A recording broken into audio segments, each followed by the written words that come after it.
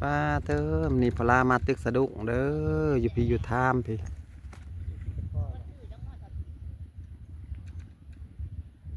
อยู่กลางน้ำพี่ได้มาเลย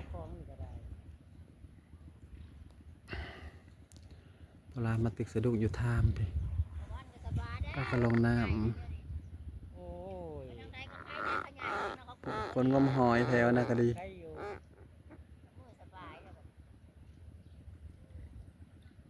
มาตึกสะดุ้งมาตึกสะดุ้งเด้อมานี่หาปูหาปลาผู้งมหอยก็มีผู้งมหอยก็เห็นตะคอปลาระวังปีงเด้อพูดสิบดีๆเด้อบ้านน้อยบ้านใหญ่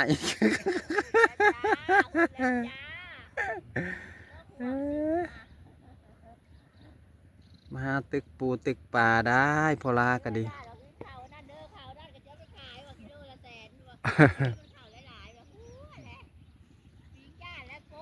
มีแต่น้ำอะไรตรงนี้เป็นเห็ดหน้าปังได้แถวนี้นะเพิ่นหวานก้าไว้ละกาแถวนี้เป็นกาดำหน้าแหละจะหน่อยมากเลยมีแต่ปลามีแต่กกเข่าและเขียวหวนอยู่แถวนี้ตอนนี้พอลามาตึกสะดุ้งไม่ได้ปลามาถือปลามาถือจังว่าตอนอันฟ้าลงมาดิก่อนเดียวเหรอประวันนี้เนี่ยก็ได้มาอยู่ว่ะก่อน1 กิโลพูดเขาใช้ก็พูดไปแดกเขาได้ขาย8 ถังยังหมดก็ได้ประแดกพ่อทางปีนี้ยังไม่ก็พูดยังไม่ถังอยู่นะ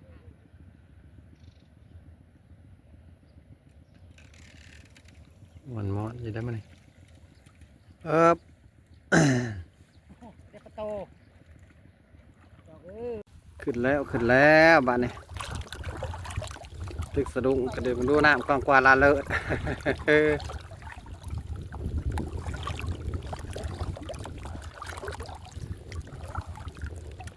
ขึ้นนะตึกสะดุ้งน้ำใครแต่ว่ามันบ่ล้มมานี่จะนอกมีแต่เข่าอะไรตอนนี้กาน้ำท่วมจะนอนน้ำบกก็กระดำหน้าปังใส่ในนี้เต็มมะละเข่าแถวนี่นะบนน้ำละลายนี่นะ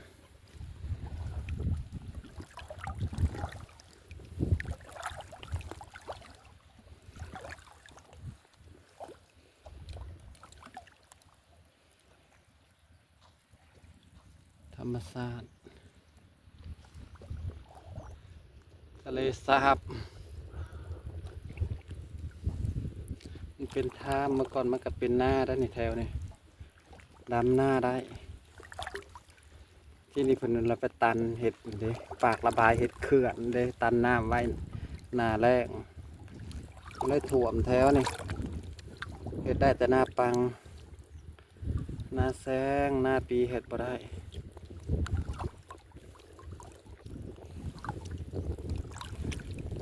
เมื่อเดือนพลาก็ได้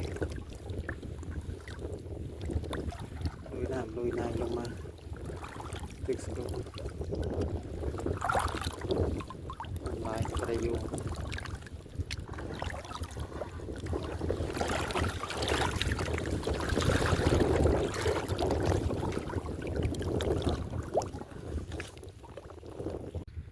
พอสิมาแต่ตึกสะดุ้งกับความห่วยมาอีกมันเย็นเดี๋ยวให้อากาศเย็น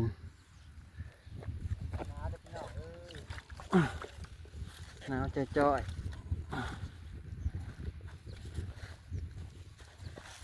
ปูหาปลาสิลุ่มกุ้มลูกกุ้มเต้าบ่ได้ง่ายนะถ้าได้ปลามันก็ได้พอกินพออยู่ได้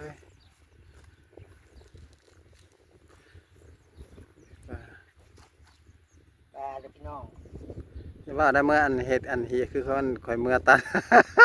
ตรงปลาเฮียไปตึกสะดุ้งสุดนักกระจายบานงอเฮือเราจะเอาปลาลงหลดถ้าบ่เห็นปลาอันนี้ก็ได้กินได้อยู่